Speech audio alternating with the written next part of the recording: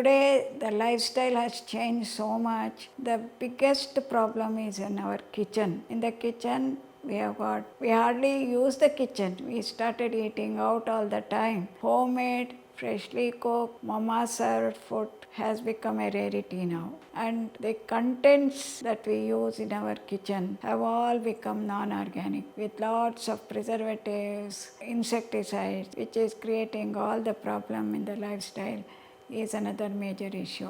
Apart from this, the biggest issue is we cook a large amount of food, keep it in the fridge, take a small amount out and warm it up in a microwave and eat it because we say that we have very little time. We have no time to cook, we have no time to eat fresh food, which is one of the major factors in the wrong things that we are doing in our dietary habits. Another very important thing is when we take food that has been preserved, packed, fermented, of course, which is frozen for a long time, it has lost its vitality and that has become a major issue.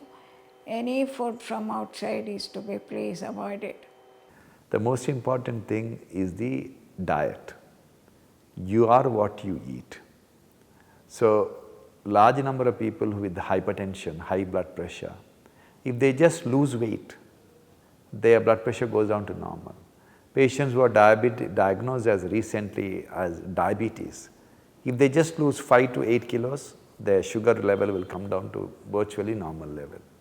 So essentially, it is very important for people to resort not for medical treatment or intervention to treat their problem. They should go through the natural way of addressing most of their problem because it will sustain for a long time. A 30-year-old man who is weighing 95 kilos, has high pressure, if you prescribing medication, he will feel that that is the only way to control the blood pressure.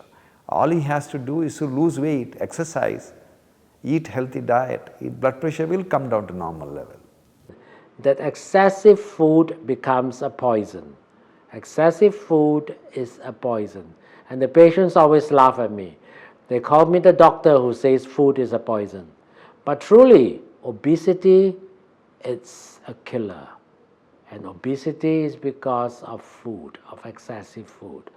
So education, changing food habits, awareness of the types of food that one should eat and one should not eat, unhealthy food, carbohydrates, refined sugar, all this are entirely avoidable and preventable so that one can steer away from obesity-related medical problems. Exposure to pesticides. We are exposed to pesticides in a big way when the contaminated foods and vegetable, fruits and vegetables we are taking was contaminated. So that has also been shown as a possible associations. We have to keep in mind heavy metals, which exposure, and we have found in a study lead, mercury, arsenic, and cadmium, and have been shown to have toxic levels, higher levels in these children with autism compared to age and gender match controls is epigenetics. My major challenge as a doctor in terms of nutrition with children is one, their food cycle, where most kids are skipping breakfast and directly having a lunch. Number two is they end up doing a lot of binge eating or snacking at night because they are working till 11:30, so by the time they are sleeping, they do want to eat something and feel comfortable before they go off to bed. Third is drinking water. Since they are working throughout the day, it is difficult for them to remember water. We have a culture where grains or atta started becoming packed food. Now if something has a shelf life, then it does have a amount of preservative which goes into it. So if you see a product which is going on a discount, especially edible product, then you will see it is 6 months post its manufacturing or 3 months or 4 months where it needs to be consumed faster. So our bodies have got used to consuming a lot of preservatives, and this starts from the age group of 6 months. Our bodies have now got adapted to having a lot of genetically modified food.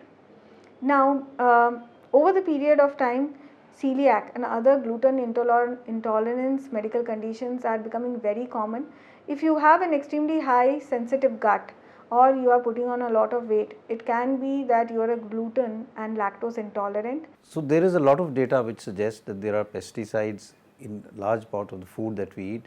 Antimicrobial resistance is also driven because of use of, or I would say misuse of antibiotics, high-end antibiotics in agriculture and in poultry, and this then enters the food chain and causes antimicrobial resistance.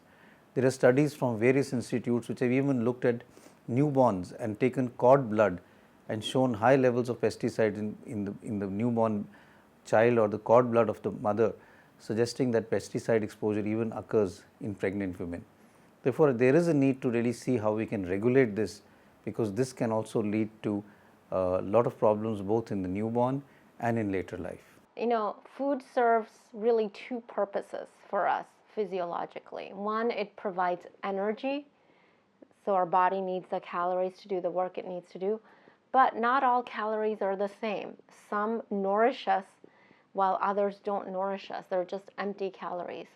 So nutrition is consuming food that not only provides us with energy but also nourishes us. It gives our body the nutrients that it needs to thrive.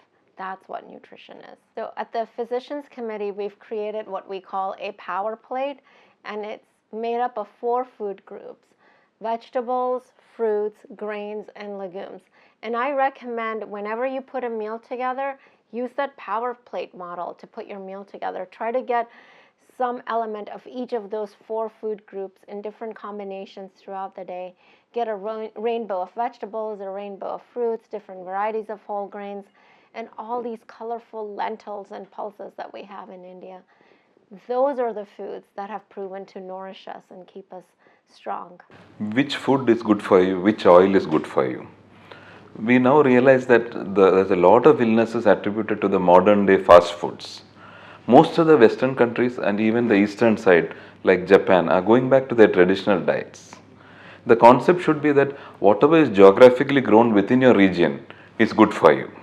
Oil of the soil is good for you. For Keralites, if coconut oil is there, it has been used for centuries. A small amount of oil, coconut oil or any other oil is okay for you, but don't go overboard. For Calcutta, mustard oil must be the oil which is good for them. So let us not import artificially foods from other regions and have it.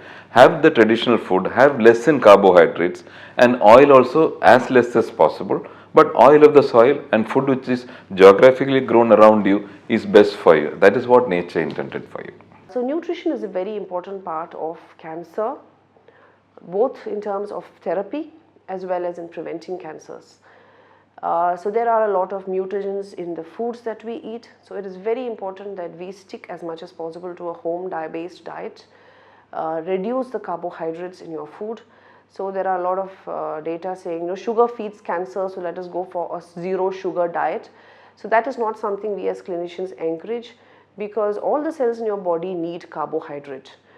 So even if your immune cells have to fight against the cancer fighting cells of your body also need carbohydrate to an extent. So what we tell patients is to take your carbohydrates, but keep your carbohydrates to only 25% of your diet. Increase the antioxidants in your diet in terms of vitamins and minerals, that is fruits and vegetables. Keep them as your major constituent of your diet, and also a good amount of proteins as a source of energy. Definitely avoid added sugars. So use natural sweeteners for your food.